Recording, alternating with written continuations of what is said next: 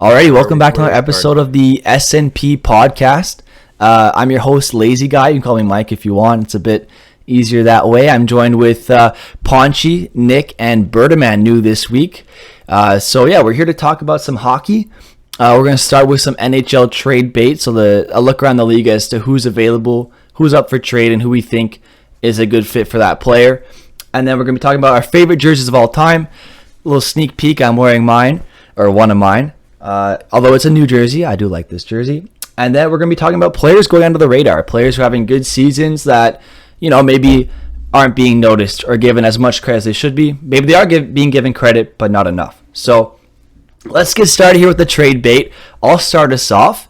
But before we do, Berdaman, if you want to introduce yourself, where can we find you streaming? Where can we find you on YouTube? What are you up to? Yeah, man. I just mostly I don't have any of that other stuff set up, but mostly on Twitch. Same thing as my name, Berdaman. Appreciate again you guys having me on. It's should be fun. I'm mostly a Canucks fan. I will probably relate to Canucks a lot throughout any topic, but I will try not to be super biased, But Yep. yeah, I appreciate it. Should be fun, man. Awesome. All right. Well, we're happy to have you here on the podcast. If you hear me clicking in the background, it's just me moving stuff around on the Streamlabs. But anyway, let's get started with the trade bait. As a Habs fan and as someone who's Habs focused, I am going to start with a guy who's actually been on a lot of trade bait boards on TSN, Sportsnet, basically all the channels. Ben Sherratt. So this guy, he's got 1 year left on his deal. He's making $3.5 million. So he's a UFA at the end of the year. He's only 30 years old, so he's still young. He's got a lot of miles under him, but still young. He's already got 5 goals on this season, which is, I think, his career record, or he's like one beneath his career record. So he's having a good offensive year this year. He's slowed down a bit in the recent games, but he's on a terrible Montreal Canadiens team. So we'll see how that goes. He's 30 years old, a UFA at the end of the year. He's a guy who's proven in the playoffs he can play top 4 minutes on your blue line. He's capable of bullying players when it comes to, cross-checking. Once you get to the playoff time, that's allowed. So, he's definitely a guy that, teams who are trying to make a run in the playoffs and teams who are trying to bolster their defense is someone they should go after. So I listed Toronto, the Rangers, and the Blues as teams that could be a good fit for him. So Montreal would have to retain salary for Toronto to be a good fit, but they could use a nice guy like that on their blue line who can bully around the net, kind of complement Jake Muzzin down there. The Rangers have a lot of cap space. As far as I saw on Cap Friendly, they have 2 second rounders this year, and then the Blues need to complement Falk, Parayko, and Krug, because outside of them, they have Marco Scandella. No disrespect to Marco Scandella, but he also played in Montreal, and Ben Sherratt was better than him. So I think the Blues would be the best fit, in my opinion, but we'll see where it takes us, because who knows? Colorado could just go snag him, have him as a 6th guy. You never know. But those are my picks for his fit. What do you guys think? Ben Sherratt, any takers? It's a good. He's a good defenseman for sure. I mean, it's you need defensemen in the NHL, like top 40 men. I'm not even sure about the Habs. Are they just like not going to bring him back? I know you said just 1 more year left on this deal. Is there no talking about him coming back at all? As far as I understand, I think it's just mutually understood that he's probably gonna be traded. Okay, it's fair then. Yeah. I know he'll get a decent haul then for sure. No, I mean all the places you said are like definitely teams that are around the playoffs or something like that, which would be great for a boost, right? So, no, it's a good pick. Well, I feel like Toronto's not going to happen because it's Montreal, and I doubt that Montreal is going to be too keen on trading him to Toronto, even if they're not competitive. I feel like they're not going to want to, be helping out the Leafs. Right. Yeah. I mean, I don't know how much of a thing that is anymore, though. I feel like rivalries don't really affect trading too much as they used to, but I feel like, and plus Toronto's a good cop out. Like everyone, like Toronto's always in the mix, right? For every free agent or for every player that's available, trade bait. Same thing with the Rangers. I feel like Toronto's okay defensively, though. I mean, he would help a lot, though. It would make sense, but I don't think they need to tweak anything in Toronto right now, honestly. That's for fair. me, fine. Yeah, for me personally, like I don't like the Leafs, but like I honestly felt last year was one of the most stacked teams they've had in a while, and I just don't know how they can get better than that. And like even this year, like you said, Nick, they're pretty solid. I don't know how they can really improve. It's just literally are they gonna get past the first round? Like I don't know what they can do. It's just to push them over because even last year I feel like they did everything they could do to push themselves over. It's unfortunate that Tavares got injured, but uh, even with that, I still feel like I mean you must have been super happy about about what happened, but Oh, Tavares? yeah, No, I wasn't happy about Tavares, but I mean like the end result of the series, yeah, right? yeah, Like yeah, of course, of yeah, course. yeah, yeah, yeah. But no, I don't really know what else they can improve. I'm sure he'd be great there, but like Nick said, I don't really know if that's gonna really push them over that first round barrier they can't get over. Yeah, yeah, I completely agree with Yeah, you. And honestly, I just threw them in there mostly because the Toronto Maple Leafs are yeah, capable of being on anything they want. They have right. some decent prospects on offensively. I know Semyon. I'm going to call him SDA. I can't pronounce his name, but SDA. They have a Yeah, few guys like that down there who could be a decent add-on to maybe a second or a first-round pick to get a player yeah, like Ben Sherrod on retained salary. And so yeah, that's why I picked Toronto. But I think St. Louis yeah. for me would be my favorite pick because they already I would have say yeah, Parayko. Like they have yeah, Parayko and Falk on the right, then they have Krug on the left, and Scandella on the left. I don't want like if I'm a playoff team, I don't want Scandella in my top four. I mm, don't care how much money he makes. I don't want him in my top four. So that's why I picked St. Louis. We'll see what happens. Montreal and St. Louis don't have a crazy trade history, so yeah. Anyway, Punchy, if there's anything to add, or maybe you want to let us know who your trade bait is. I could see Sherrod going to like maybe like Winnipeg or Calgary. Both have like solid top four D, but I think both of them are committed to making deep playoff runs. So if it means like retaining salary, I think Calgary or Winnipeg could send a sweetener to get it done. Yeah, yeah, that makes sense. So anyway, we'll move on to Punchy. Punchy, who's your trade bait? Who do you have on your list? Um, this guy has been a bit of a gong show this season. It's the one and only Evander Kane. Oh, Evander Jesus. Kane, very good player, very bad off the ice. Yep. So it's not the fact that Evander Kane can't play hockey. It's the fact that as soon as like it's everything else surrounding him. So I'm guessing that he'd go to a team that's already contending, and I think he needs to go somewhere with like a very good like veteran presence. So I've got Boston as one of the teams that I was thinking of. Um, you know, Boston's a little aside from their like perfection line, they're a little on the weak side. Taylor Hall isn't playing very well. He's due for a bounce back, and the perfection line's just getting older. So you need something to back your second and third line. And I think Evander Kane, if the Sharks want to retain salary, can get that done. Yeah, I can see that too, for sure. All right, well, Yeah, he's Nick. a wild card, man. Kane is such a wild card. Like, Yeah, if he gets his act together, he can be a 20, 30 goal scorer. Oh, for That's sure, the man. frustrating. That's the frustrating thing about him is that he does have that ability. It's just the stuff going Yeah. on off the ice is just. And who is going to want to take a chance on that? But then again, it's like you could. I mean, what's his salary situation right now? I think it's $7 million a It's year.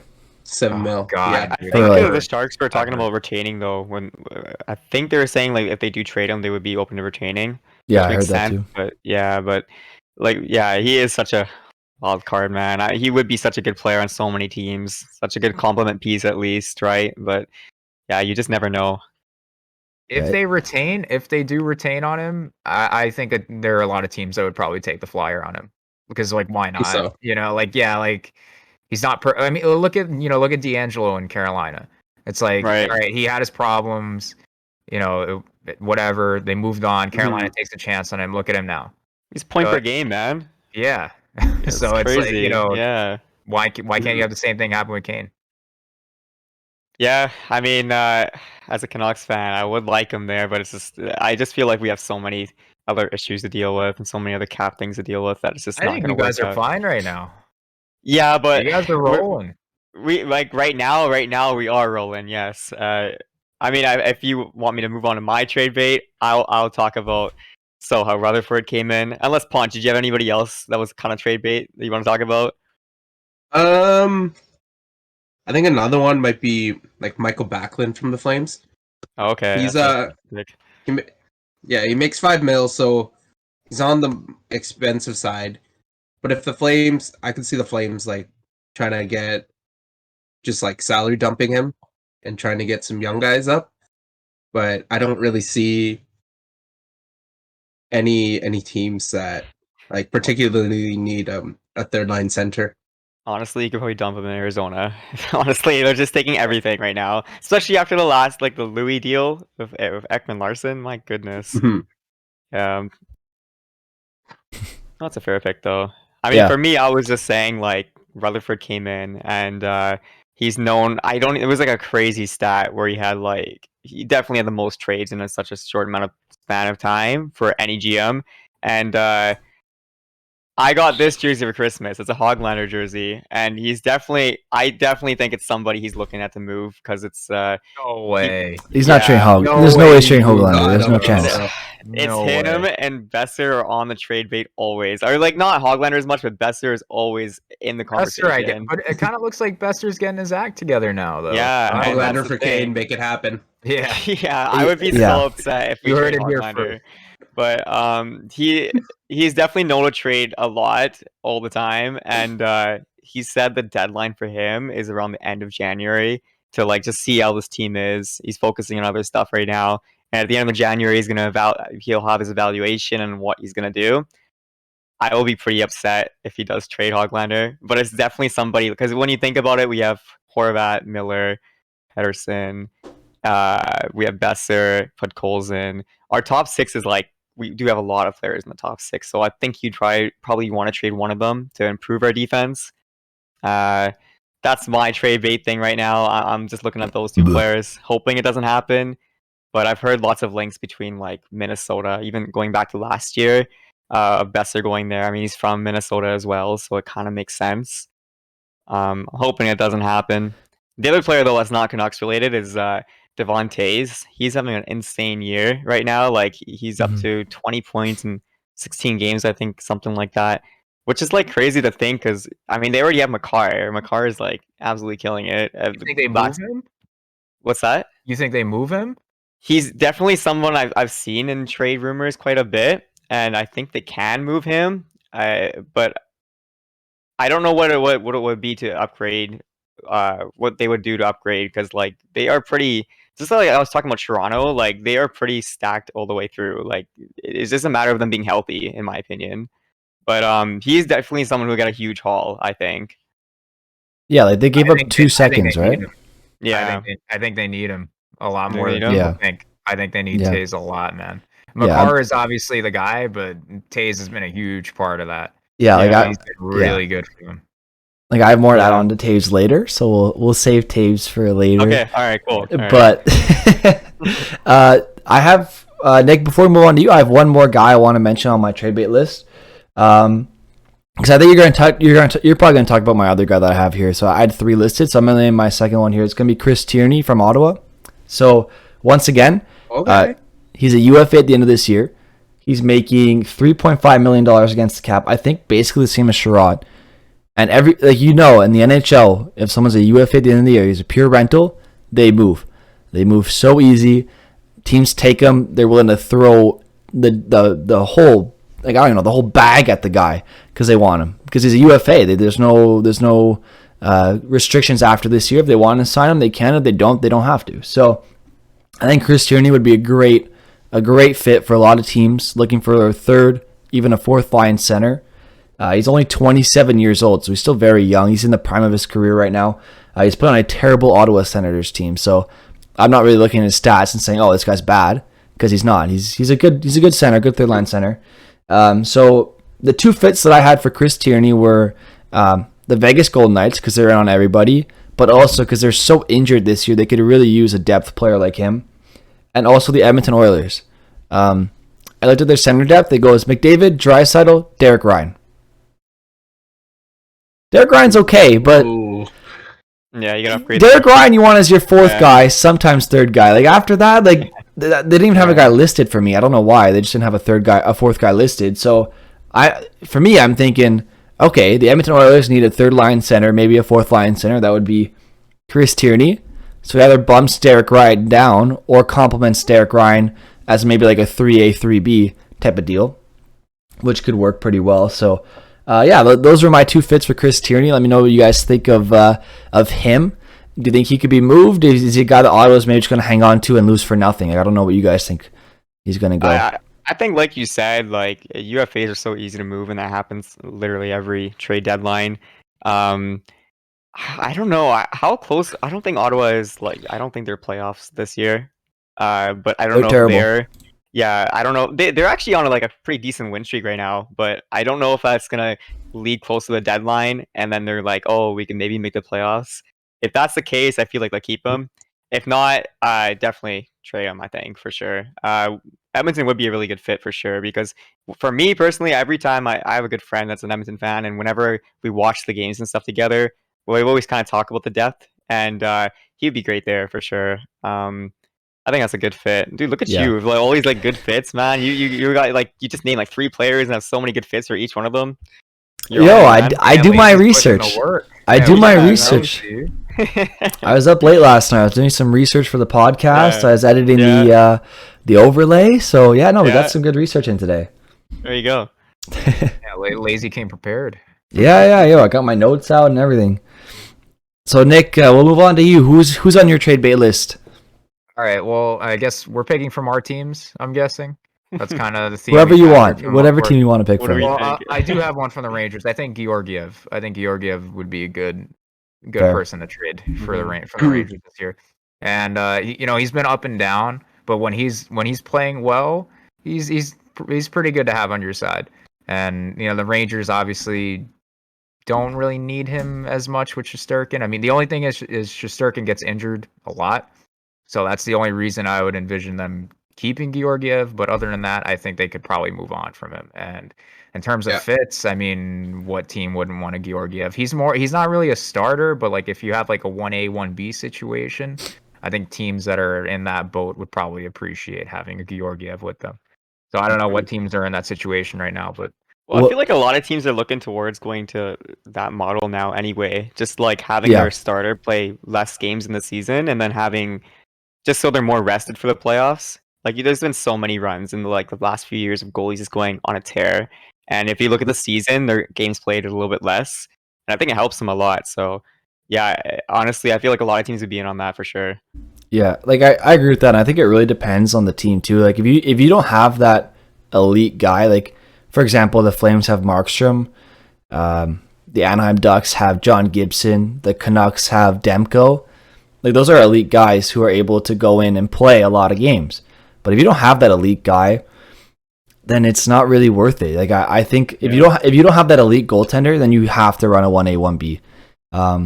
But I almost think at this point with Georgiev, do you maybe call Buffalo? And you say, look, Buffalo, throw him to the Wolves, man. You have Craig Anderson, injured reserve, who was actually playing well before he got injured. He was playing very well. He was stealing a lot of games for them. I've honestly always liked Craig Anderson as a goalie. But anyway, he got injured, so I mean he's like 42, so I mean he got injured. That's what you expect, right? So then they have I don't even know who's their goalie anymore, or the Arizona Coyotes. They have Scott Wedgwood as their starter, who's looked okay. He's got a .903 save percentage on one of the worst teams in history. But you need to add someone else. You can't have Scott Wedgwood be your starter with Vejmelka backing him up. Like, what? Like Vejmelka's maybe an AHL starter, but he's not ready for the NHL yet. You bring him in from in that situation though, man. I feel like Georgiev, he needs to be on a good team. So in my mind, I think Colorado would actually make a lot of sense. Because Colorado with Kemper has kind of been, hit or miss. So I think put him in there, get him and Kemper together. I think that would be perfect for him. Yeah. I think. I don't see the reason for him to go to an Arizona or a Buffalo. If he goes to an Arizona or a Buffalo, it's not going to be pretty. He can't play 60 games a year, 50, 60. That's not he needs to be 30, 40, that range. He starts playing more, that's when you start getting bad Georgiev. Yeah. So in the chat, pardon? Sorry, how old is Georgiev again? It's- I Man, I don't- completely forgot. I think it's like 26, 20s? 26, Yeah, late. Yeah, okay, yeah. 25, Okay. around there. But we got a question from chat. So Nick, while you look that up, I'll answer the chat question here. So Airsnags TV asks, do you know the updates on Price? So I'll answer first because I think, I follow them pretty closely. But if you guys have any updates as well you want to provide, feel free to add on. 25, by the way. 25. Okay. 25, okay. Yeah. So with Carey Price, from what I understand, is he's kind of ready, but not there yet. So I think they have him in COVID protocol right now, funny enough. So he just finally recovered from his stint in the NHL, not NHLPA, but you know what I mean, the players. What's that place called? Where they go, like Bobby Bryan went there. What's that place called? I keep forgetting. I forgot too. But anyway, we got to work on his I know what mental you're health. talking about. Yeah, they know what I mean. They know what I mean. But to work on his mental health, so he took a pause from hockey for a while, and he kind of got away. So then he came back to the team, I believe, like the beginning of December or beginning of even November. So he's getting some practice in. He was on the ice a couple weeks ago, and then COVID in Montreal, I think around the world really, but has been crazy in the past couple weeks. So Montreal has locked down everything. Like movie theaters are closed here. Everything's closed here. You can't do anything. Gyms are closed. Movie theaters are closed. Everything's closed here in Montreal. We have a curfew starting again at 10 p.m. I think. Is it So- curfew? Yeah, I think we have a curfew again. Oh, wow. Yeah, Okay. it's the 27th. Yeah, and we're allowed a maximum of 6 people meeting. So, with that in mind, Carey Price is in COVID protocol, so he's not even skating anymore at the Bell Center because he's not allowed. So we'll see what happens there. Supposedly they're debating not even playing him this year, but they're also debating playing him this year. So you could see him as early as January, or you could see him next year. So it's really up in the air. It's up to him, and he's been very quiet about it, which, he has the right to be. He has the right to his privacy, and we'll see where he goes. I think he's just enjoying time with his family right now, and I don't blame him. Yeah. He's been worked to the bone these past couple years, or his entire career here in Montreal. He's never really had a team in front of him, except for maybe 2014. But other than that, he's never really had a team in front of this guy. And even then, the 2014 team, I think the first line center was Thomas Plekanec. So I mean, or maybe it was Galchenyuk when he was actually playing well. I don't know. I haven't heard but- that name in a long time. Bro, Thomas Plekanec was my favorite Yeah. player growing up. Not gonna lie, but so like, there's not really much of an update on Price. It is what it is, but he's one of those goalies, man. If you have him on a good team, you're winning everything. He had like a 965 on Team Canada. It's crazy, Oh yeah. crazy. Like, he's an amazing goalie. He just has a terrible team in front of him. It's ridiculous. But anyway, another question. Air Snags once again asks, I don't want to see him get traded, but do you think he will to get a cup? Nick, Ponchi, Berdaman, I'll open the floor to you guys. Do you think Carey Price needs to be traded to win? Needs to be traded or wants to be traded? Up to. Okay, if we're talking about needs, I'm gonna be honest. I think I don't see how Montreal is gonna win a cup right now. At least right now. Oh, you don't think they're gonna make a run and make the playoffs like St. Louis did a couple years ago? I don't. You don't think they'll make a run like they did last year? Yeah, come on, bro. Oh man. That's I'm gonna like a try and be finalist right nice. there. I'm gonna try and be nice about the Habs, but I had a lot Yeah, to we say gotta be last nice year to with the hope, run. But You don't have to be nice. I think he probably wants to stay in Montreal. I don't see him wanting to leave. I haven't heard him say anything about leaving or even wanting or not enjoying his time there. So just assuming he wouldn't want to leave. So I don't think he would want to be traded. Then Yeah. again, I'm not an insider. I don't really know. Yeah, supposedly he low-key Yeah. wanted to go to Seattle because that's where his wife's from. Oh really? Or he's Okay. just family there, or like their business is doing well there or something. Like she has a business she runs. So, Yeah. That being Yeah. said, I don't know why they didn't take a chance on him. Honestly, Seattle, I don't know what Ron Francis was doing, but he could have had Yeah. a way better team. He could have had Tarasenko. for Like, he could real. have had so many good players. He's like, I want to be mediocre. They drank Yeah. the Grubauer Kool-Aid. Yeah. Oh yeah, he chugged that thing, man. You know, you're mentioning Wedgwood. Grubauer has a lower save percentage than Wedgwood. And Wedgwood's on Arizona. Yeah, I Yeah. don't know what happened. That's I mean, bad. I didn't think Grubauer was as good as he was, but I didn't think he was this bad. Mhm. Yeah. Like for a while, like McDavid and Draisaitl had more points or goals than the entire Arizona Coyotes. I don't know if that's still the case or if it's still on pace. Probably not because they slowed down a bit. But They had more goals than the Arizona Coyotes, and Scott Wedgwood's still playing better than Grubauer. Like, come on. And I think the last I checked, it was like an 872 or something like that. It was ridiculously low. like if you give any other goalie to Seattle, I think they're like at least right below a wild card or around a wild card. But they have Grubauer. The guy can't save a beach ball this year, and there they are. That's what happens, man. It's goalies. It's goalies in the NHL. Yeah, that's true, man. Well, do you think Montreal is just gonna be patient, and just go for the tank this year? Yeah, 100%. I think that makes sense. I think you'll see after he said after Christmas we'll find out who our GM is, and I think by the trade deadline they'll have a pretty clear path. They're at 7 wins on the year, I think, maybe 8. I think it was still 7 last I checked. So one of the worst teams in I think it is the worst team in franchise history so far, unless they go on a crazy tear and finish like with 23 wins, which is crazy tear, right? That would be a lot of wins for them. Like, unless they go on a really good tear and win a bunch of games, like, this is the worst team in franchise history, and I'm witnessing it. So, well, I can't see them like piling up the prospects right now, though. Like even like Caulfield's young, and then they like Suzuki's young. And you guys gonna get a good player in this draft as well to build around. Yeah, we need to pick well with our top 3 pick. Like think about it. The last couple of years, right? We had Sergachev 8th overall. That was low key kind of a steal. He's a great defenseman. Trade him at 19. Wow.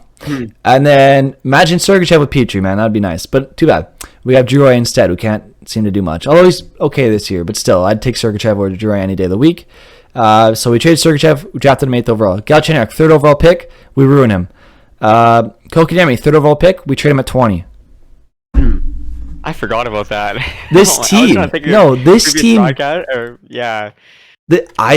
on a tangent right now. I'm holding back a bit, but this team, I could have run this team better at the age of 12. Were you losing your mind when the offer sheet happened? I saw it coming. I didn't care at that point. Okay. But in all fairness, though, sorry. Like in the 2012 draft, Nail Yakupov first, Ryan Murray second, Galchenyuk third, and Griffin Reinhart fourth. No, Ryan Murray is the best player out of that. Whoa, where's the love for Nail Yakupov? He's on the NHL, is he? Who's the guy who's still playing the NHL right now? Ryan Murray is the only guy who's still playing. Who had the best goal celebration out of those 4? Still not Yakupov. Still not Yakupov. I wish we could play the YouTube video for that. We'd get copyrighted so fast. You didn't like him going to the center on his knees? No, bro, he scored it was just a goal, dude. Like, come on. He tied the game in like a regular season game in like February. Dude, it was like a nothing game, and like you're celebrating like if you won the Stanley Cup with that goal, do whatever the hell you want. You just won. I don't give a shit. I can complain all I want, but at the end of the day, you won the cup, bro. You didn't even make the playoffs that year. Oh man, they didn't make the playoffs, right? It was an adventure. I don't think so. No, I don't think so. Exactly. They're playing games in February outside a playoff spot, and he's celebrating at center ice. Is he sick? Man. Yeah. I was actually in Edmonton at the West Side Mall. It was like 2 years ago, and I saw I wasn't watching like a picture store. Like I had like all these other like hockey pictures, whatever, signed, whatever, and it had it said young stars, and it had like Yakupov, Hall, Nugent Hopkins, and all of that on this picture. I'm like, oh my God, gone. Nobody is buying this. Bro, imagine they kept Eberle. They trade Eberle for what? It was Ryan Strome, and then they play Ryan Strome in a bottom 6 role because they say, oh, you're gonna be a defensive center now, and he's like, no, I'm not good at that. So they're like, okay, we're gonna trade you for Ryan Spooner. Ryan Spooner yeets out of the league so quick. And then Ryan Strome goes to New York Rangers. Nick, you're probably going to love Ryan Strome. Plays with Panarin and tears it up. I love him now. Imagine trading Ryan Strome for Ryan Spooner. Before, but now he's great. Trading Ryan Strome for Ryan Spooner. There's so many bad Oilers moves. Yeah. Oh, yeah. I will imagine having... traded Spooner to the... Oh, my God. Mm-hmm. Wait, was that when it was still Chiarelli? Yeah. I think so. Yeah. He traded Eberle, too, for Boston Magic GM Beans. Legend, baby. What were you gonna say, Yeah, Pon? he got it done for them. Yeah, it was, and they traded the pick that became Barzal for Griffin Reinhardt, I think. Oh, I think that was also the move. Pretty sure. Yeah. I So, wouldn't doubt it. I feel bad. Imagine if they had Barzal with McDavid and Draisaitl. Oh, That would be something. Yeah, and Or Eberle. imagine having Yakupov, McDavid, and Hall on the same line. Yeah, Yakupov would be a 50-goal scorer, man. Take Yakupov out and put Eberle, and I'd love that line. Pichu effect. And imagine with Petrie on the blue line. Just saying. Yeah. Although he's bad this year. Yeah. So anyway, the last question we'll take before we move on to our jerseys. We've been asked, what's going to happen with Gallagher? Do you think they're going to trade him, or will he go without one for his career? I'm going to start off by saying I think he's going to be a Hab for life. The only way he gets traded is near the end of this deal, because right now he's got 6 years or 7 years left at $6 million, I'm pretty sure. So he's got a lot of term left at a lot of money. And for a player his age, I think he's like 30. I think he's 30 or 29 or around there. At his age and his play style, it's not going to last. So I don't think he's going to be traded. I think he's going to live out his career as a Montreal Canadian. And if he wins a cup here, he wins a cup here. If he doesn't, he doesn't. That's my take on it. I don't know if you guys have anything different or if you want to move on to the jerseys. No, I'll just quickly say, like, I remember back just before the contract was even signed, and like everybody here in Vancouver wanted him, and I don't know if how he feels about it, about like being traded or whatnot, but yeah, I was excited. I was really excited for him to be here. I made it look like people made it look like he was actually coming here, so I was excited about that, and it just didn't happen. So now I kind of agree with what you're saying. Like, it is a 6-7 year deal, whatever it is, and he's nearing his 30s if he isn't 30 now. So I don't know if a lot of teams would take a contract like that. I'm sure he'll be good for he'll definitely be good like for at least the first half of that contract, but then after that it's gonna be a little bit tough. I think teams are more careful with that now. Oh, 100%. Although you might find one crazy GM who might take it. Be like, we need Brandon Gallagher to win the cup, and then it's just, you know what I mean? Yeah. All right, let's move on to the jerseys. So, Ponchi, I'm going to start with you, my friend. You got a beautiful jersey on right now. I love that jersey from the Calgary Flames. Do you want to start us off with your favorite jerseys of all time? Yes, sir. I'll stand up. I've got the Blasty on right now. And I've got, I don't know if you can see it. I can see it. You got it. Number 9. Okay, sweet. very So nice. I've got a Lanny McDonald. He didn't play in the. You need a stash though, Blasty. man. You need a stash. Yeah. I wish. She just got a fake one. Just just put it on for this segment. But yeah.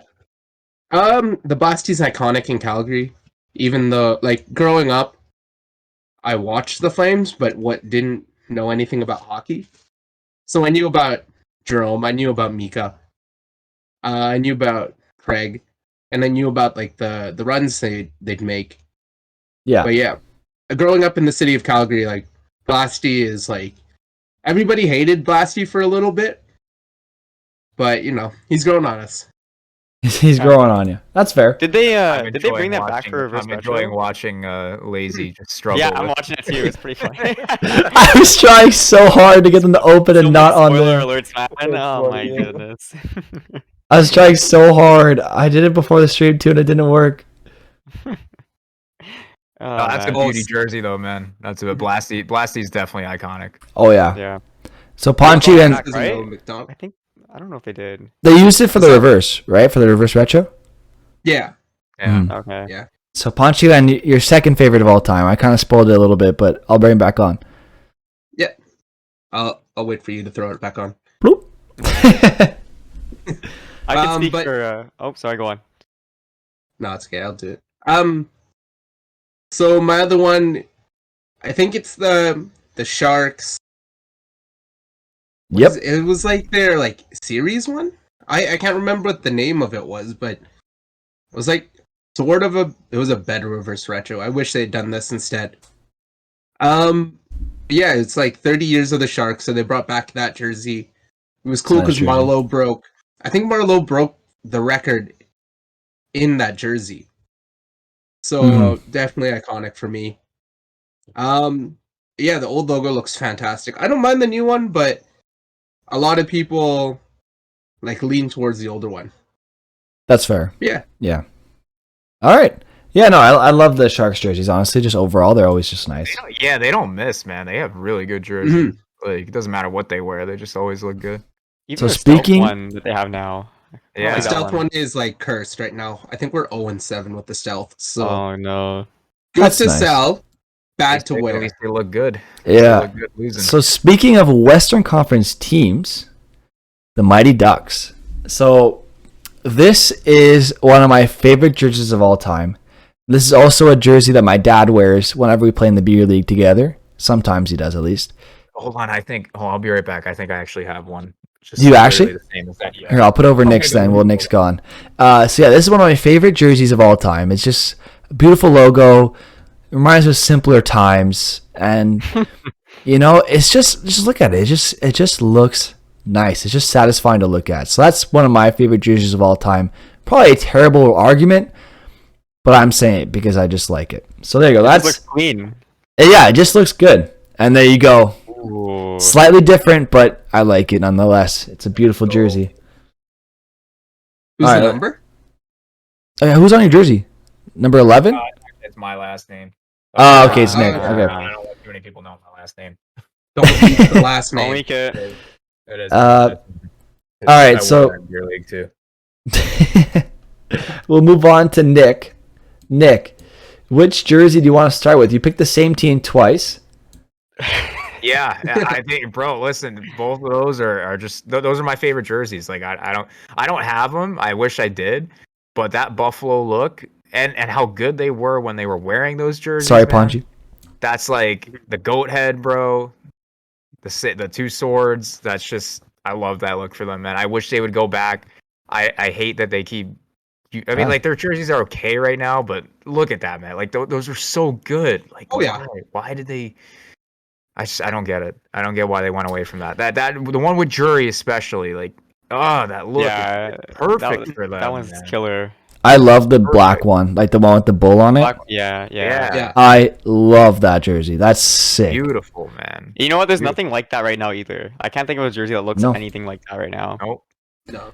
And honestly, I think it would not be an L to bring it back. I think it'd be an L to keep it away. Because imagine Owen Power, first game in the NHL.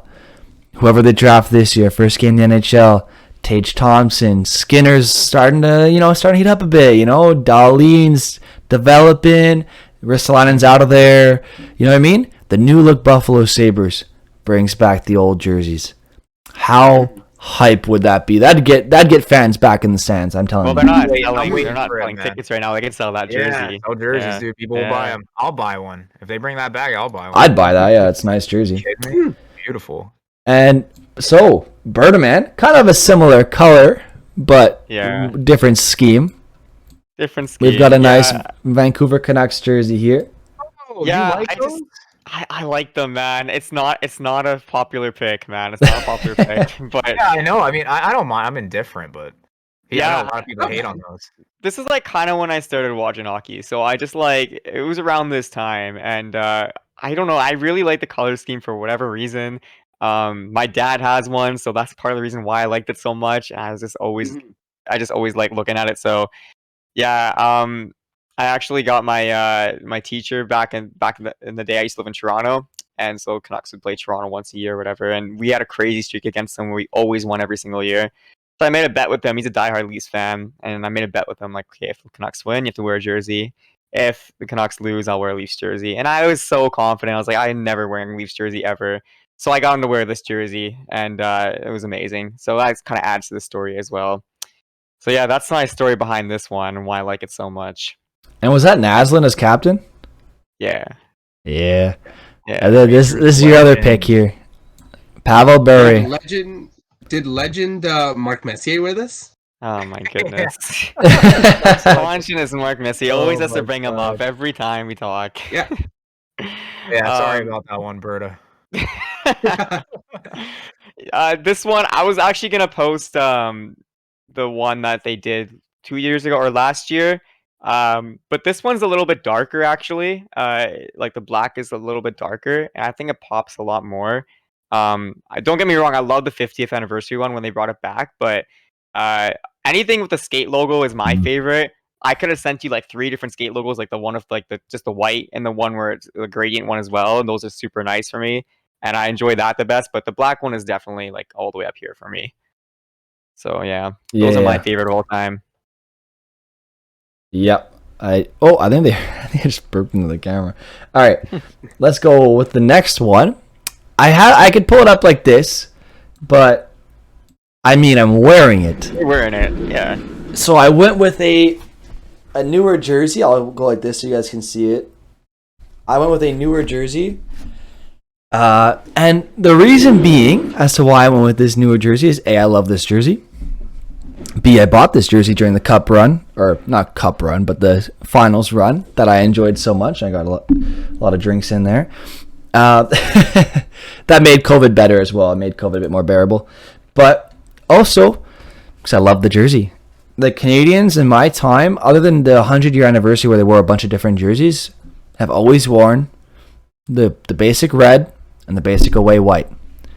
Never really changed it. Never really felt like changing it. And finally, reverse retro comes out. And I mean, it was an easy pick. Blue instead of white or red. And it looks amazing. I love this jersey. It doesn't look like any other team's jerseys. Like people were scared to look like the Rangers jerseys. But no, the blue's different. So I'm happy with this jersey. I love this jersey. And I'll die on that hill. I don't care. Another reverse retro jersey that's really nice that just came to my mind was the Pittsburgh one, with like just saying Pittsburgh across. Yeah, that was super nice too. And now the last one that I have to pick is a Washington Capitals throwback jersey. I'm not picking the black one, although that one's kind of nice. I love this white one and this blue one. Mostly the white one though. Eric Bondra on the back, interesting choice for player, but I love these Capitals jerseys. They remind me a bit of the Mighty Ducks ones in terms of the color scheme.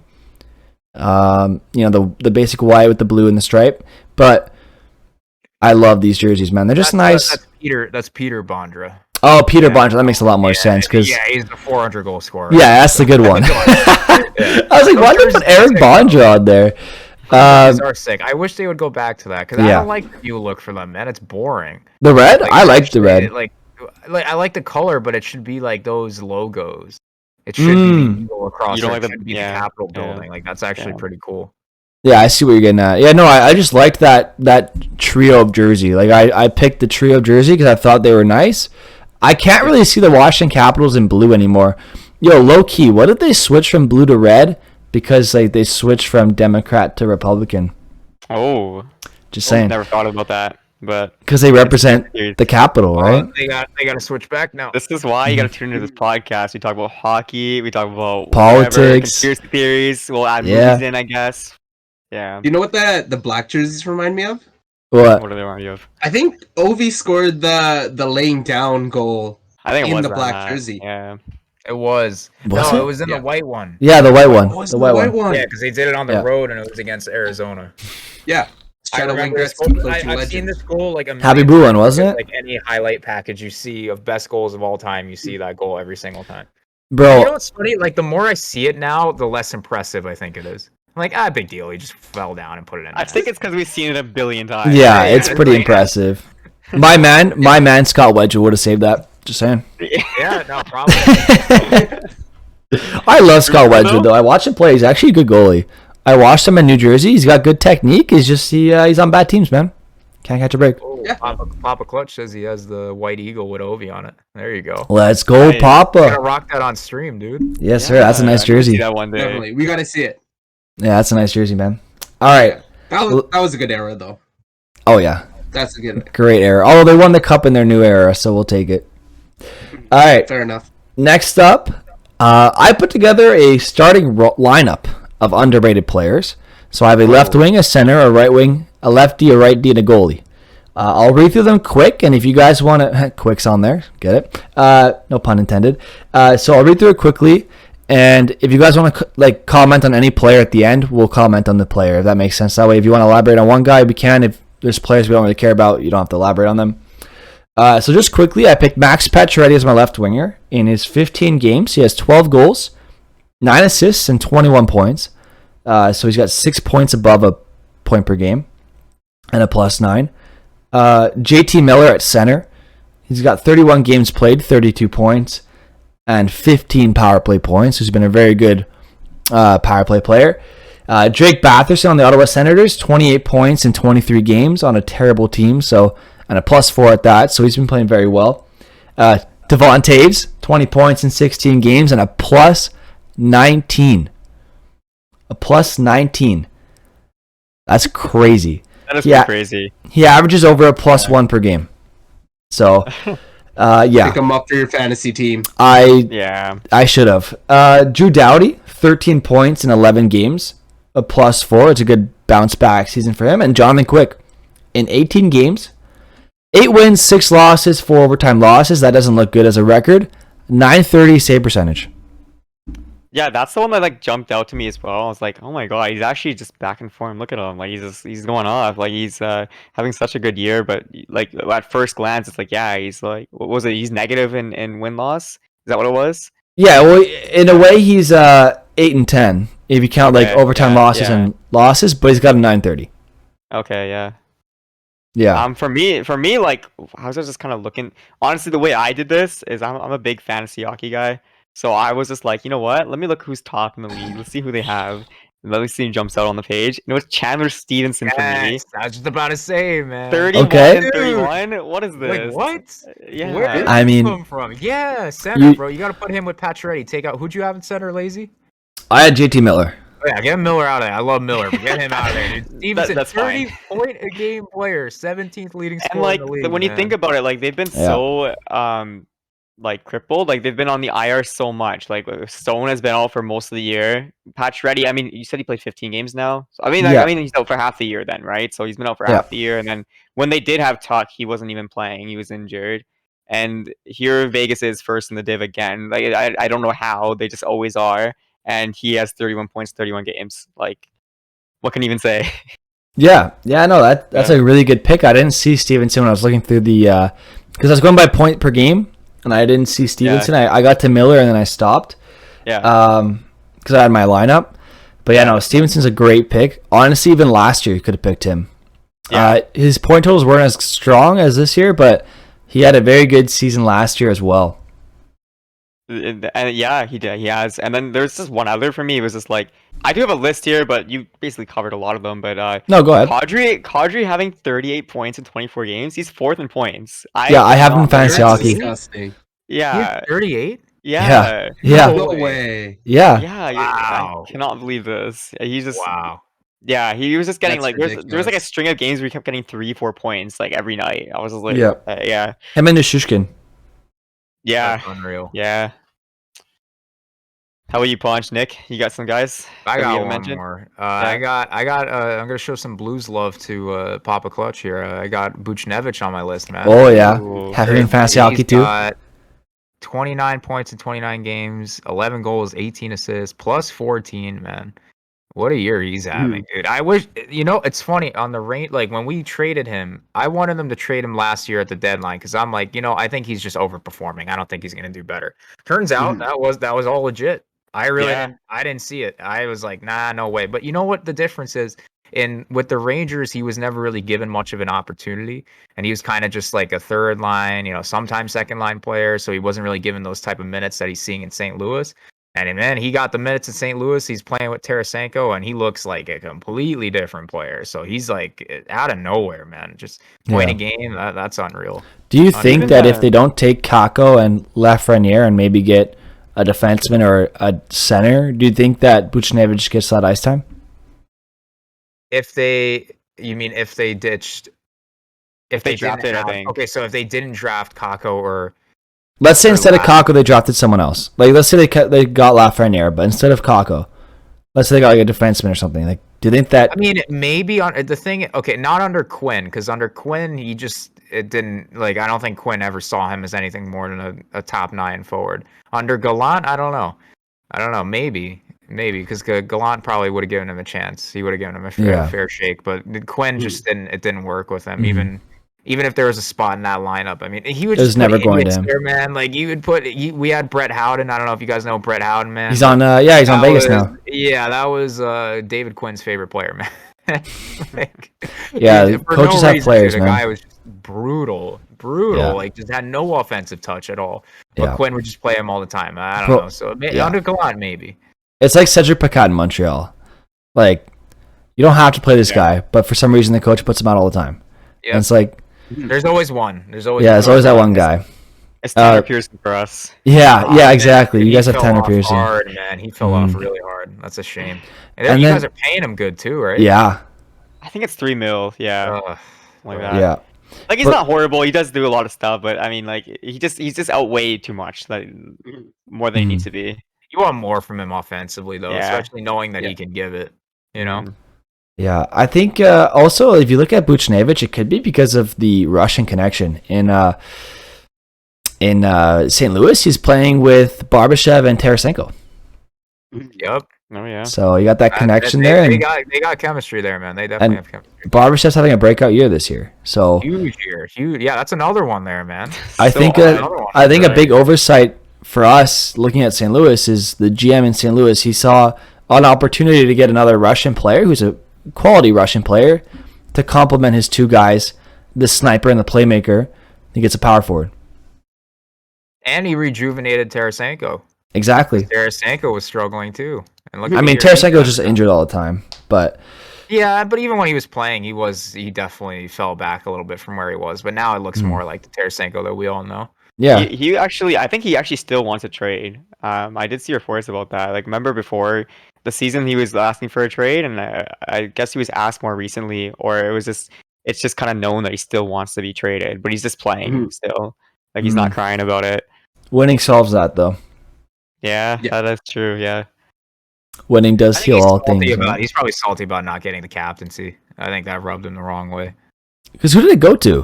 They went to O'Reilly. O'Reilly. I think Riley's a good captain though. Yeah, I Yeah, guess how he's he- long captain, was but it's there? just that Tarasenko had been there for so long.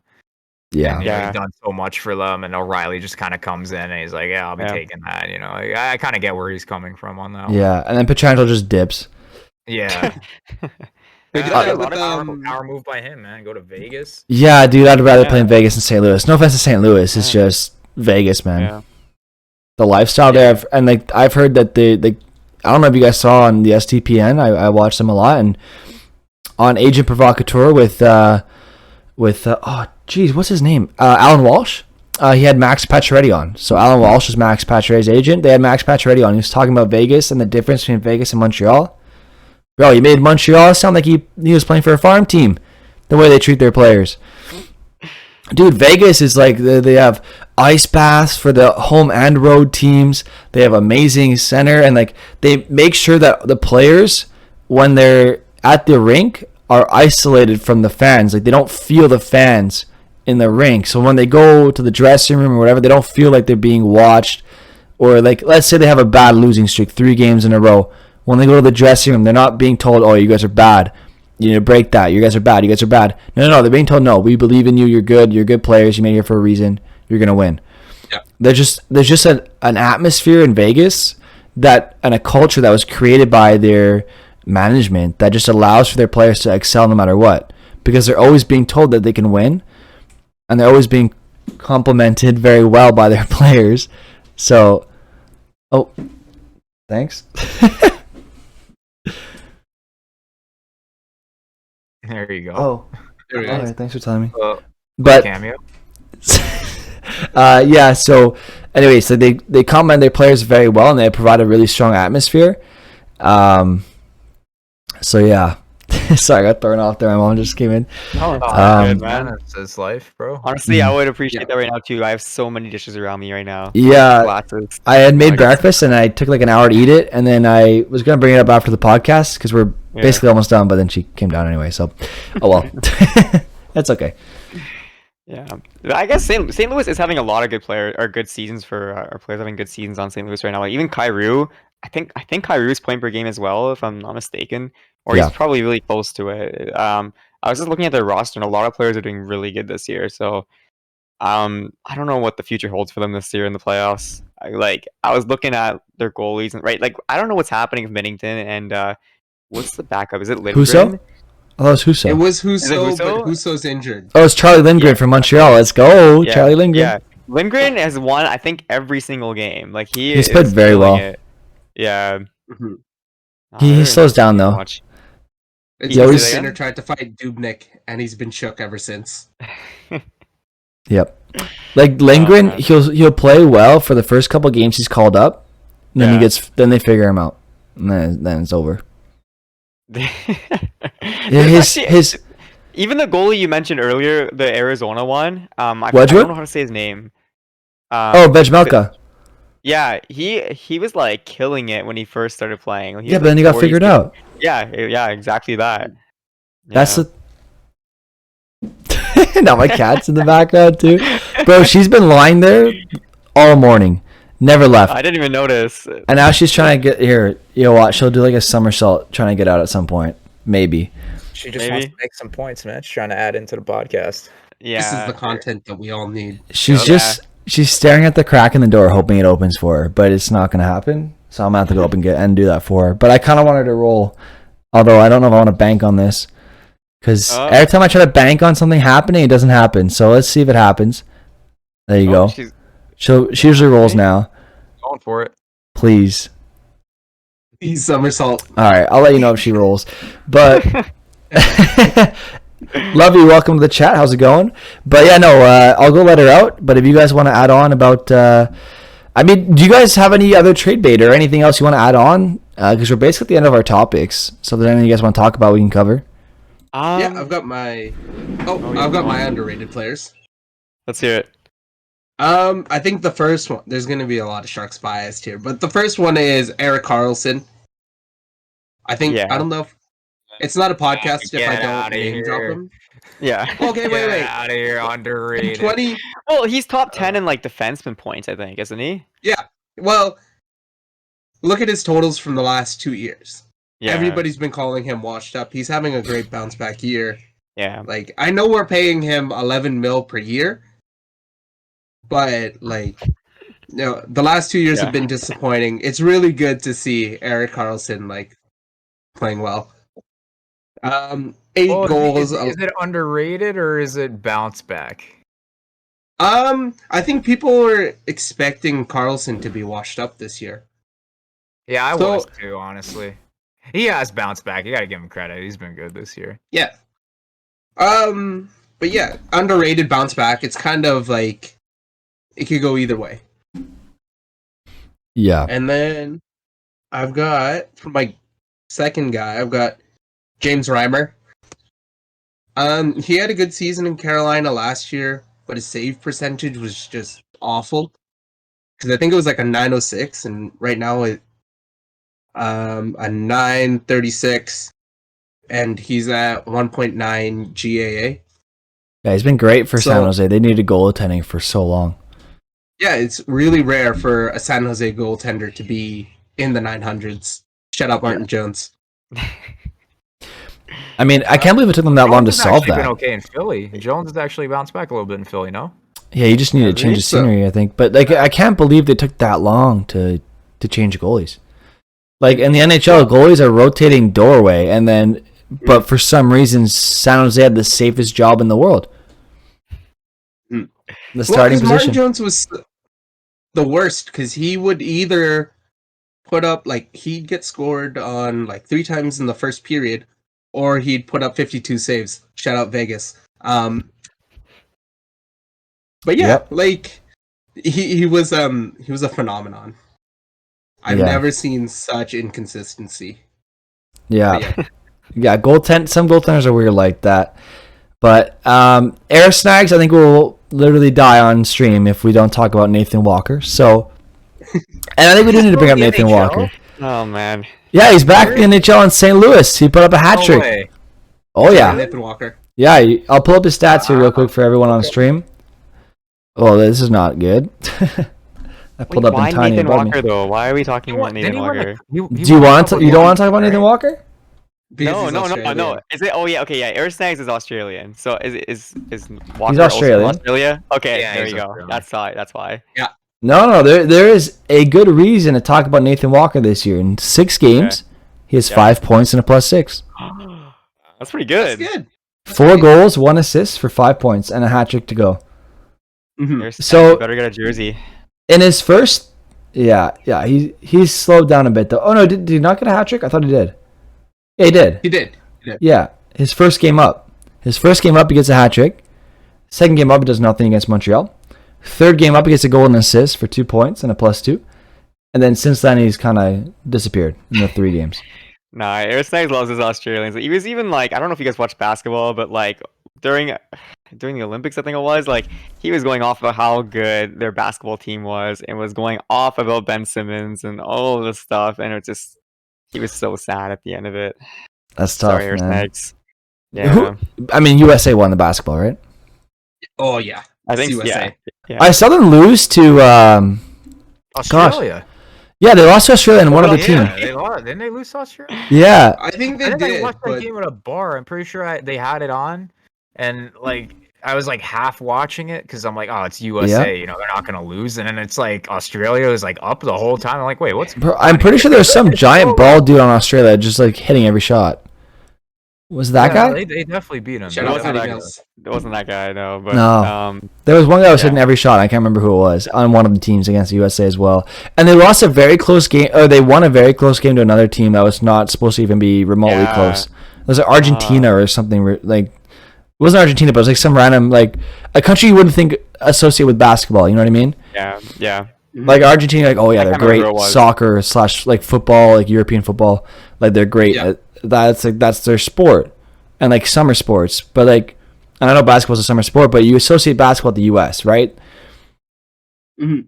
Yeah. But then they made it close. Patrick Mills, yeah, that was the guy who was putting up a bunch of points. That's not the guy I was referring to, but that's the guy who put up a bunch of points. Are we shifting into a basketball podcast now?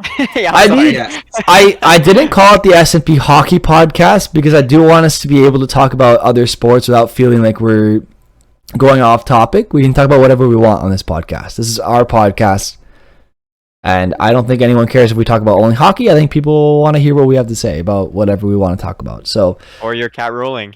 yeah, she didn't end up Yeah. rolling. I let her out because I felt really bad and I didn't want to trap her in my room. So I let her out. As soon as she heard my mom come downstairs, she woke up and left. So it is what it is. My cat's 14 years old, I think now. So she sleeps a lot and she still kills things. She brought a mouse to my door the other day. So No way. yeah. So the door that goes to the backyard and by the kitchen, we have like a little mat outside, like a welcome mat outside, and it's like a door with some glass, so I can see her when she wants to come in. So I see her at the door. I'm like, oh, okay, I'll go let her in. I'm making my breakfast, and I think I was even eating breakfast. And I go, and she's just sitting there meowing like crazy. I'm like, why is she all acting up? I get there, and right in front of her, she looks down at it. She looks at me, looks down at the mouse. It's a mouse. So picture the mouse like just like here, and then the head's over here. Oh my goodness. Yeah, and so like picture, I'm eating breakfast, and my cat brings me a dead mouse beheaded, and I can see where the head. Gore warning. Gore no. warning. I can see where the head is supposed to go into, and where she ripped it Nice. from. It was Way to start your disgusting. morning. My God. I gave a warning. After I told her about the mouse. So anyway, whatever. No, I mean, what a way to start your morning that day when you. Oh yeah, yeah. No, that was interesting. And then I went down and played Warzone. So Okay, Yeah. there you go. I got more than enough gore for that day. That works out. I think that was Christmas Eve morning. So what a lovely Christmas gift she got me. That's nice. Yeah. So yeah. Well, Bro- did you ever hear about the rat trick story? With the Panthers? Oh yeah. But go on. Yeah, that's why they throw the rats on the ice. Oh, it's Yeah. fantastic. Well, it was because one of the players, Yeah, there's a rat running around in the locker room, and I think the Panthers weren't playing particularly well. So this like rats running around the locker room. One of the guys like one tees it up against the wall and kills it, and then he goes out to score a hat trick. Nice. What player was it? I don't remember. I'm trying to think of the name. I don't remember who it was. I'll look it up right now. But yeah, that's definitely what happened. Hold on. Real quick though, I think I don't know, were we still going to talk about Olympics or not? I don't know if we are going to talk about it. Oh yeah, we can talk about it. Yeah, bring yeah. No, Scott Mellenby okay. killed the rat. All right. Oh, it's Mellenby. Yeah, it was Mel. He's still around. Yeah. I don't know. Pretty sure he's still around in the league somewhere, somehow. Working in some role. Oh, they always bring them back, man. They always I bring don't- them back. You can do anything you want in life as long as you play in the NHL. You have a job in the league, at Yeah, least. I guess so. I guess that's how it works. Which I guess is nice in a way because a lot of Yeah. players spend their money, so Yeah. at least they can work. We talked about one who spends Who's too the much best money. coaches? Like former players will not necessarily shout out Gretzky, but generally they make really good staff because they know the game inside out. Yeah. Well, yeah, but not even the best players. Like, no offense to Gretzky, he wasn't a great coach because he couldn't teach it because he already knew how to do everything. Well, he was also coaching Arizona, so I think we should. Yeah, cut him but slack. don't know. I mean, He come did on, well he in coached that he's role. coaching the juniors. He wasn't the greatest either. Like, I think Gretzky's a great player and he knows everything, but I think he has a bit of trouble conveying it to someone who doesn't. He expects people to know it because he knows it. It's like when let's say you're really good at math, right? You can be like the smartest person in your class and you're great at math and you're just naturally gifted at it. Well, if one of your friends is struggling, is asking for help, but you can't convey that to them because they don't understand it, but you just know it. You just have that intuition and you don't know every step, you just know how to do it. You're not going to be able to explain it to them in a way they understand because they need the step-by-step process, but that's not something you can break down because you just know it. You know what I mean? It's harder to convey and harder to make someone understand. But if you're someone who's maybe a third line grinder, someone who climbed up the ranks, maybe a third liner who became a first liner at some point and then went back down to a second or third line role, you kind of grind out in your career, you know the step-by-step process, you know everything every step that needs to be taken for a player to make in the NHL. So I think and you know every single advantage you need to stay in the NHL. I think that's why you see a lot of players who were, like Bruce Boudreau was a great player, actually, funny enough, talking about good coaches. But you might see a lot of coaches that were kind of like average, higher end players. It's like second, maybe fringe first liners that become really good coaches. It's because they know that step by step process. They weren't necessarily a natural, because obviously if you're in the NHL, you obviously have a lot of natural talent, but you also are able to develop it. Maybe they weren't necessarily a lot of natural players, but they were able to develop it really well and have a good work ethic. So that's why they're able to convey it so much better than maybe say someone like Gretzky, who just kind of knew everything. And I'm not saying Gretzky didn't work hard; he definitely did.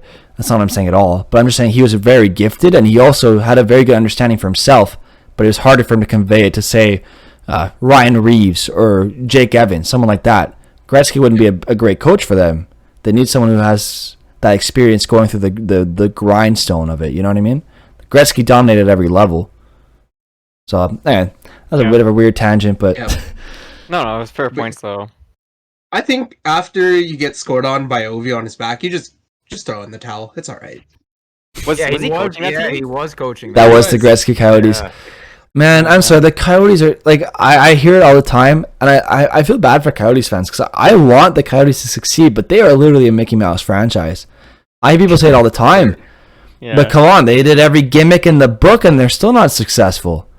Yeah. Like, come on, man! Like they bring in Kessel, they brought in. I loved Shane Doan actually. They had Shane Doan for a while, but they brought in Gretzky. Now they're running all the mid 2000s best players, all stars, Louis Eriksson, Andrew Ladd, or mid 2010s. We were seeing Andrew Ladd on that team. Like I saw him score a goal or something. And I'm just like, what the heck? Like, I just forgot he was on the team. They're running ghosts of the past now. It's like it's such a gimmick, man. I'm sorry.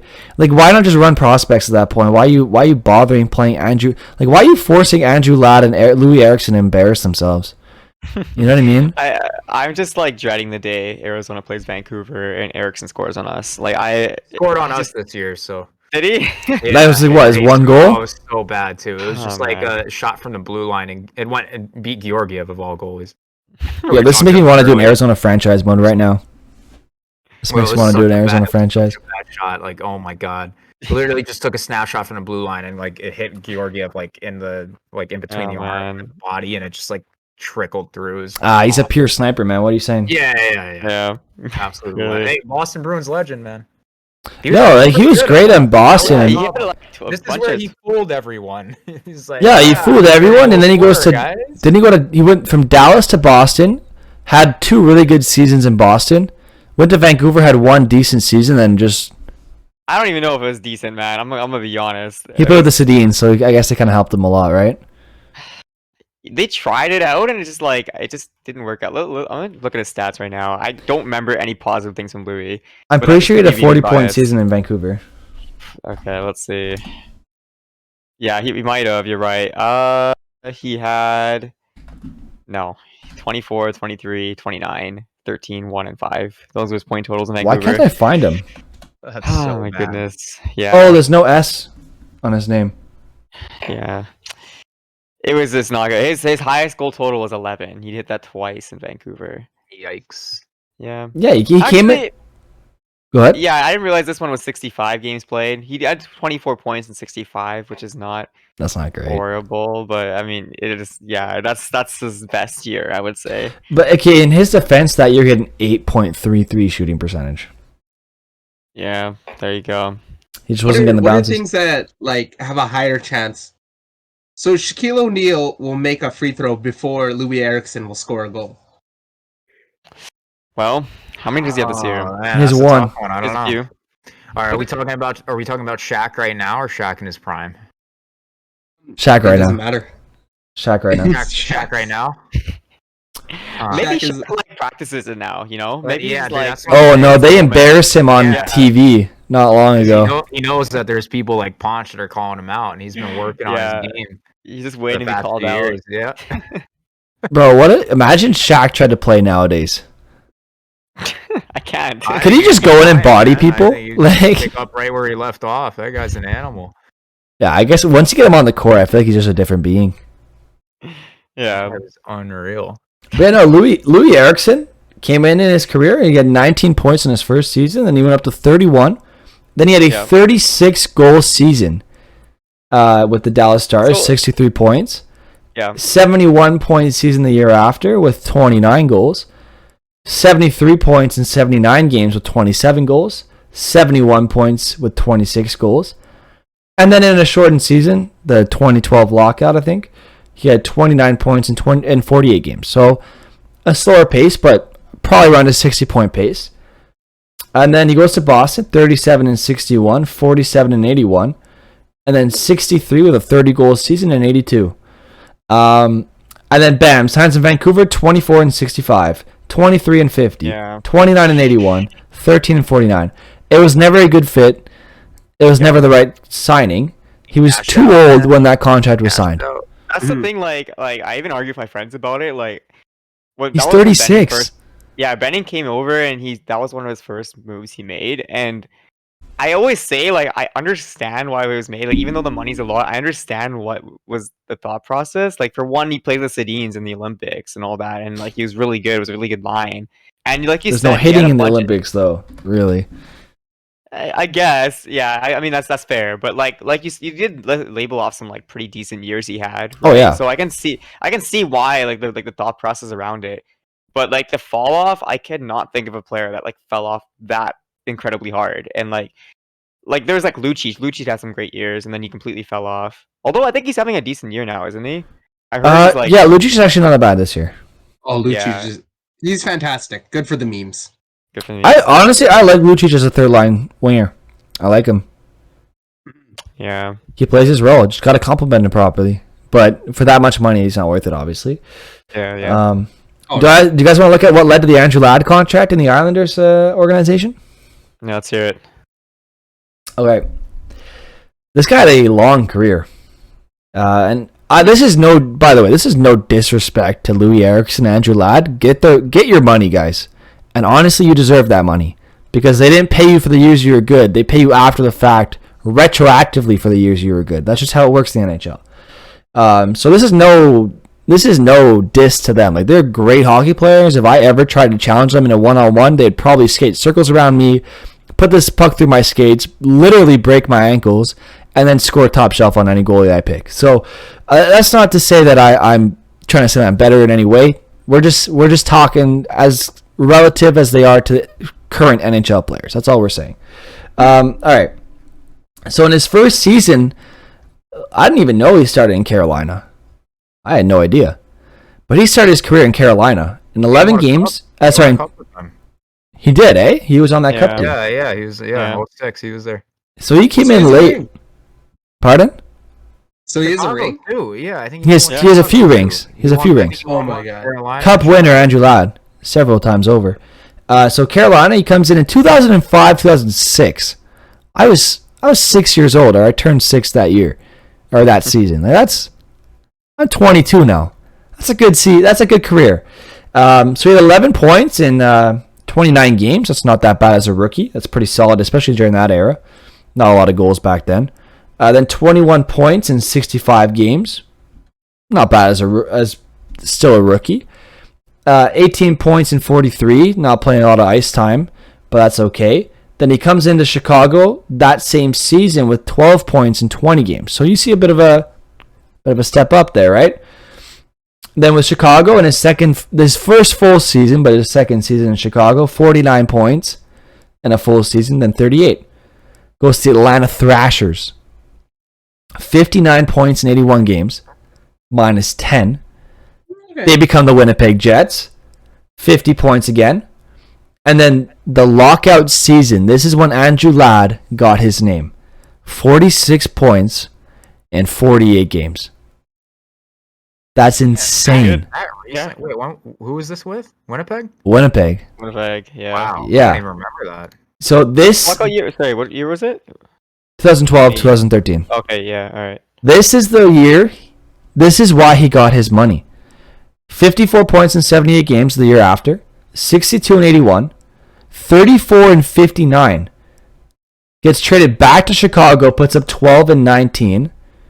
I think they win the cup that year, 2016, right? Nah, they won 2015. 2015. So he was a year late. And then the year after that, he goes to the free agency. Bam, signed by the Islanders for a shit ton of money. $6 million a year for 6 years or something, or 5 years. They paid him for his 2012 season. Yeah, what year did he get signed with the Islanders? I missed it. 2016. That was that crazy offseason. I was gonna say that was like the offseason where I think Lucic got signed then. It was Eric got Lucic, signed Eriksson, Ladd, all those guys. Okposo. Okposo, right? Yeah. Yeah, that's bad too. Oh, man. Also with that was with Buffalo. Yeah. But yeah, then the year after his contract gets signed, 31 points in 78 games, dropped off a cliff. It's funny how that works. You get your money and you leave. But the writing was on the wall. His last season in Winnipeg, he had 34 points in 59 games playing with the likes of Scheifele and Wheeler. You know what? I actually like now that you're just talking about this right now. I think it kind of talks about, or just what you're saying is kind of how contracts are like now, or like how they're different now. I think they're different now. Like you look at all these young stars coming in the league and how they're getting paid on their bridges and whatever it is. Like I feel like it's a result on like the last decade or whatever of contracts, and you're looking at these players now like that are past their prime and they're getting paid like crazy amounts. So I feel like that's why people are getting signed like right now like crazy amounts as they're young, just so then like okay, like once their contract's over, they're trying to sign them through their prime basically, and then once their contract's over, then we'll kind of evaluate how they've been in the last Or let couple them of go. years. Yeah. Well, But you look at 'cause Clayton. Go ahead. Oh yeah. Well, because you're also assuming that the cap goes up. Yeah, that's true too. Yeah. Like when you sign somebody for $6 million now, if the cap goes up, then it becomes a $4 million deal. Mm-hmm. So that's essentially it. Yeah. That's why, like, well, nobody could have known with the COVID situation because everybody thought exactly the cap was going to go up. It was supposed to go up quite a bit. Like, what's it at right now? It's 80 something right now, right? 84, It 85. didn't move, I don't think, or it moved up like slightly. Yeah. It was supposed to go up a lot though. I remember like like pre-COVID, like it was supposed to go up close to 90, I think. I think by next year it would have been at 90. I Yeah, think that was their estimate. yeah. So like teams like the Leafs and the Colorado Avalanche would have been set. Mm-hmm. It's 90. I think Montreal has the highest cap at 94, but I think that's also including LTIR. That's including Weber and Price, yeah. Yeah. All that I money think for 7 roughly 80 wins. something.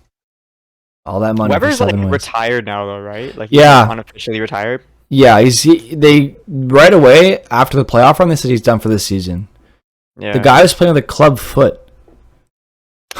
Yeah, man. I felt bad for him. Like, if anybody, I did feel bad for Weber. But he was able to play at that level with a club foot. Him and Price. They And deserve Price, the yeah, cup. and Price as well. Yeah. Low key, I think the Habs played their best hockey. They've like that entire team though. Every player on that team played the best hockey of their career in that playoff run, and I think I know why. Mm-hmm. I think Price and Weber, when they're down 3-1 to the Toronto Maple Leafs, they said, "Look, this is our last run. If you're gonna do it for anyone, do it for us." And I think the players rallied around that, especially the likes of Philip Danault. He's a good leader in that room. Philip Danault, players like him, Gallagher, even the young guys, Suzuki, Caulfield. I think they rallied around that and they said, "Yeah, you know what? We're gonna win it for you guys." And they came close. They got to the finals. I don't think anybody blames the Montreal Canadiens for losing. Was it in 5? Yeah, in 5 to the Tampa Bay Lightning. Mhm. I'm not embarrassed by that. Tampa Bay Lightning's the best team in the league by far. It's They not might even fair. repeat this year, honestly. Look how good they're doing without Kucherov and Point. We talked about our cup winners last episode, so last week, a week ago on Monday. There haven't been any games since, so I mean our answers wouldn't change. But I said my cup winner for the East is the Tampa Bay Lightning. Because I'm in the East. I'm in their division. I know how good they are. I'm sure all you guys do too. Especially Nick, you're in the East as well. You see Tampa Bay play. They can get 10 shots on net in 2 periods and still be outscoring you. It's so annoying. What it is with them is like even last year's playoffs really demonstrated this. They can play whatever play style you want. If you look at the series against the Islanders, they would pull up like 8 goals, and then the next game they'd win 1-0 or something. They can chop it up, or they can go full on octane offense. And that's what's scary. like scary about them, right? Yeah, and then you have Vasilevsky back in that just in case anybody messes up, which they never do. But if they do, you got Vassy in that. Exactly. Like you're set. Like the Tampa Bay Lightning are set. And the thing is, the biggest diss for me as a Habs fan is their current GM, the guy who learned everything from Steve Yzerman. Not only is he French, he was the assistant GM of the Montreal Canadiens. And they said, "No, we don't like the way you think. You can leave." And they let this guy go to the Tampa Bay Lightning. And now look how good he is. He's built the team that's super good. Well, shout out Steve Yzerman. Speaking of players that have success after the careers. Yeah. Like Steve Yzerman's been like fantastic for the Lightning and Detroit. The funny thing is he didn't even win. I don't think he got a ring with them, right? With Tampa. I don't think he got. I think he left. I think he was gone. Really? Yeah, because he left after they choked it to the Blue Jackets. Yeah, right? And well, he's putting together a good team. Breeze Ball's like, yeah, that was all me, guys. That happens a lot, though, man. That happened with Bowman in Chicago when they won their first one. I don't remember who was. I think it was the guy who's in charge of Florida now. Who's the guy? Or he was. You're talking about Bowman? Florida. But who was in charge? Yeah, I'm talking about Bowman picked up from somebody in Chicago in 2009 before they won or 10, not in 2009, 10, when they won their first cup. And I'm trying to remember who it was that was in charge. Talon? It was a similar situation. Dave Talon. There He's the guy who got Martin Havlat. He built up that whole team, and then Bowman came in. He's like, yeah, that was all me, guys. And Bowman made a career off that. The guy was there for how many years? 10? Yeah, he spent... Yeah, he just got fired this year. So, yeah, he was there for about 10, 11 years. Think of the kind of conduct that Bowman got away with. Oh, yeah. Ridiculous. All because of Talon's work. Yep. Mm-hmm. It's crazy. Anyway, the NHL is a very weird business, man. You get paid for other people's success because you just mooch off of them. You get paid for past success but you don't get paid for current success. It's one of those things. You could have an 82.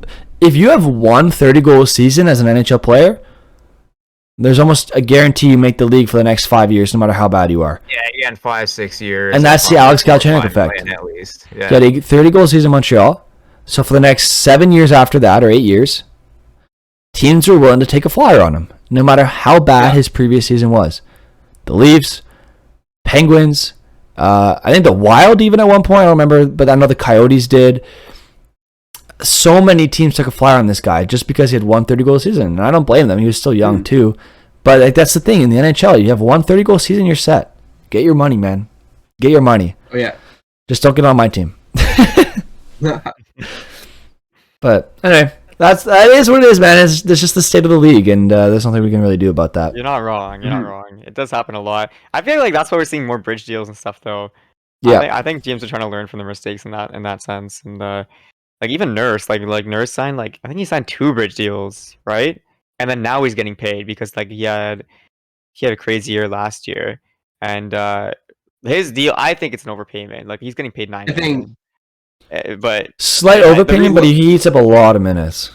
He does, but yeah, well, it's like what he is to that team, I'd say he's worth 9 mil. Maybe not the rest of the league, but for Edmonton, I would say that it makes sense because they don't have anybody else doing that for them right now. Yeah. You know? And taxes here in Canada too.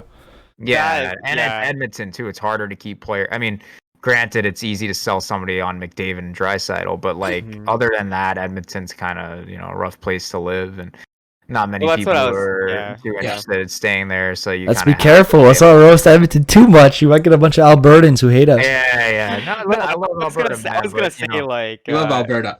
We love Calgary. Edmonton can. Yeah, Edmonton. Oh, okay. Where you say we, that's not we. But they have a crazy mall there, though. I know that.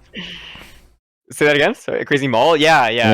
That's it is humongous. But I was just saying about Nurse. Like, I think why he got paid, like everything you said is facts, right? Why he gets paid that much, but also because he took like 2 kind of bridge deals before that.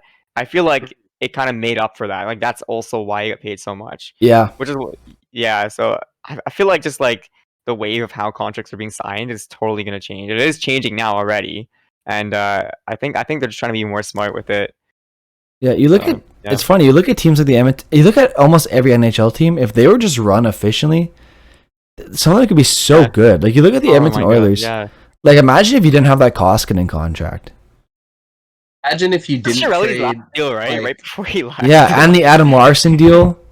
The Adam Larson deal is a joke. I mean, come on. He gets paid so much money. And then I don't know who else. Chris Russell was being paid $3 million a year at one point. I don't know if he still is. There's just so many deals that get signed, and it's like, okay, that's a good amount of your cap space. That's $3 million from your cap space being eaten up by a guy who's not playing.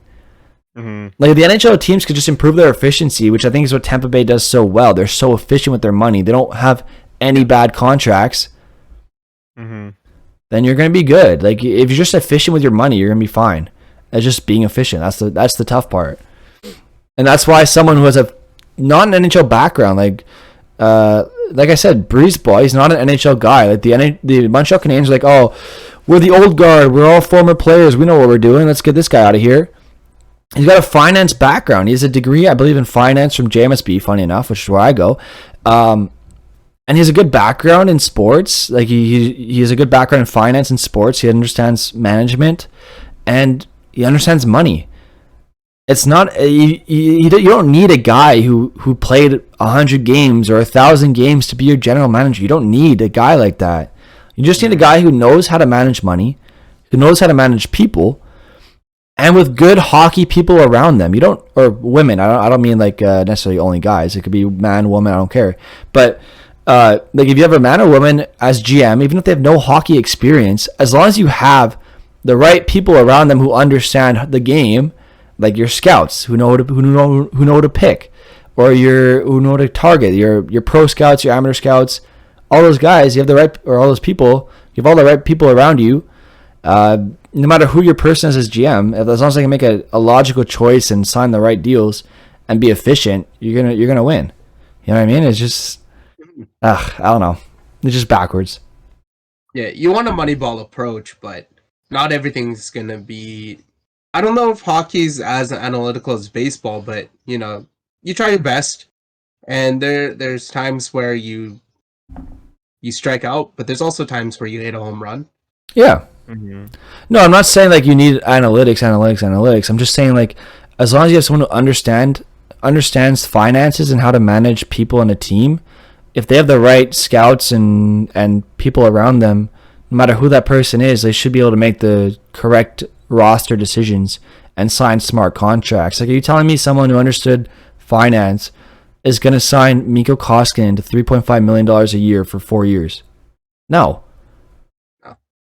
No, Like, someone who understands finance and how to manage a team would say, okay, I want this amount of money locked up for this amount of years, this amount of money locked up for this amount of years. So you'd have contracts expiring in waves. That way you could manage it as you go. So you'd have, let's say, a smart GM would have, let's say you run the Boston Bruins. You want maybe Bergeron and a few players to expire here in year 1 next year, let's say. You want Pastrnak and a few other players to expire in year 2, and Marchand in year 3. You don't want to sign all 3 big contracts in 1 year because then you're screwed. Because if you don't sign it properly, you're screwed. So you need to be able to manage your money consistently. And that's what a lot of teams make the mistake of. They just sign guys long-term for 4 or 5 years. They don't give a shit. And then, bam, 5 years later, or 2 years later, you have no one coming off the books, no expiring deals. So you have no leeway. That's what teams need to work on, I think. And if you start hiring people who understand finance and you understand people who understand that kind of thing, you won't see this problem anymore. But as long as you keep hiring the old guard who don't have I'm all for hiring former players if they have the proper qualifications. Mm-hmm. If they don't have a management degree or a finance degree, why are you hiring them to be a general manager of a hockey team to manage millions of dollars? Anyway. Yeah, or at least what the Canucks are doing. I hate keep going back to the Canucks. Not bad, but No, yeah, I was talking about the Canadiens. No, they had they have the Sedins, and they're they're not going straight to GM, right? Like, I think the understanding is they want to work in management, right? But they want to learn the game, so like they're like not even in any position at all. They're literally just kind of just there, learning, taking everything in, and all that. Which I like more. It's not like they're giving them a job or anything, and it goes to show that they're learning like that side of the game. And that's something I would be happy. Like, if they end up one day, like say 5 years down the road, being GMs, 5-6 years. I would be happy of that, but I think we see too many times just people just going into positions just because of their background. Yeah. Like they play hockey. Okay, you're good to go. Off right in. No, I agree 100% with you. I agree 100%. Yeah. And it's like you look at the Leafs too. Like you look at Brandon Shanahan. He comes in. He's like, okay, I'm gonna change a bunch of stuff. So he takes a few years. Mm-hmm. Sets us like the Maple Leafs have a really good system set up. So they have a lot of people in places to manage their team well and have all the insight possible. And then it's okay, I want to hire a GM. So he hires someone who's experienced. He hires Lou Lamoriello. But he also hires 2 assistant GMs. One guy who we thought could be, I don't remember his name, but he moved on to another team already, or he moved on to like his former team or something. And Kyle Dubas as the 2 AGMs. And now look, Kyle Dubas is the GM. So he hired someone who he thinks could become the GM, but didn't make them GM right away because he wants them to be the GM. Mm-hmm. So now you look at the Montreal Canadiens, they hire Jeff Gordon. Like, okay, you're going to be the VP of Hockey Ops.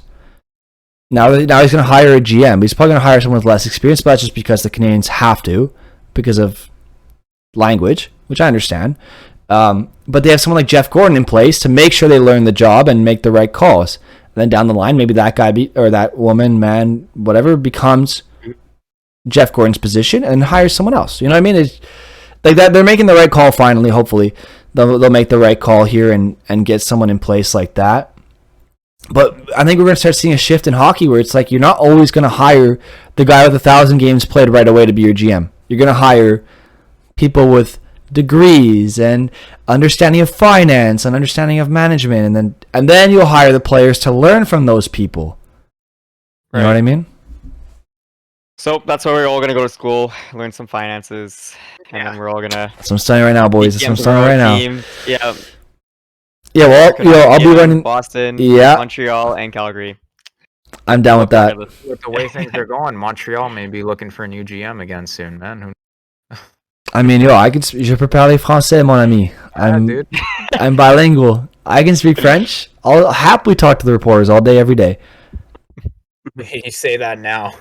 Yeah. I mean, hey, Well, $1 million to plug my ears would be for, nice. pucks and deep? Pardon? What's French for pucks and deep? Oh my god. You gotta practice. I need to learn that one. Yeah. On doit jeter la rondelle au fond, I guess. That's the best way I can come up with it. That's definitely not the way to say it. We'll just trust you on it. I think you probably got it. I don't know. I don't think they say that though. I think that's like a French thing to say. Well, they better start. Oh, I did just say on doit jouer notre système. That's what they'd say. They should play their system. Nice. I don't know. There you go. Now you know how to GM in Montreal. Yeah. Yeah, Yo, just that's say the it. most generic quote ever in French, Yep. and you're set. Yeah, 4 lines. 4 lines. But I don't have a good The French The GM in accent. Montreal is just don't draft somebody who doesn't want to be drafted in the first round. That's some good advice too, and you know what? Maybe if you do that, draft that person. Maybe have something prepared to answer questions. That way you're not stuck there for 40 seconds of silence going, yeah. You know what I mean? Man. I can't believe that happened. I can't. I have no Oh words my for it. god, dude. We could go on a rant for that, but we're already an hour and 40 minutes in, so I think we're going to call it here. Yeah. Yeah. Thank you Do guys you want for... to finish up on the Olympics then? why don't we save the Olympics for the next one? Yeah, I'll save for next week. Yeah? All right, so don't leave the call yet, but I'm going to do a quick outro for us here. So thank you all for stopping by. For those of you on YouTube, be sure to hit that subscribe button if you want to tune in every Monday at 5:30. I believe I post these on Eastern Standard Time at 5:30 Mondays on YouTube. And we'll be posting Thursday a little clip from the SNP podcast that I will be editing out at some point today. So be sure to tune into that. You can Now follow it's us on... VSNP. It's VSNP or something. I don't know. We're going to figure it out We're gonna eventually, but figure for it now out, it's the yeah. SNP podcast. Be sure to follow NXGnick on Twitch and YouTube. Berdaman, I don't know if you're on YouTube, but at least on Twitch I know for sure. And Ponch_YYC on Twitch as well. Help him get affiliate. You can follow me at SomeLazyGuy09 on both YouTube and Twitch. You'll be finding all our podcast content there. So thank you again for all your support. We do appreciate all the comments, the likes, and even you just stopping by and the views. So we'll see you guys in the next one, and we appreciate all the support. All right? Peace. See you guys.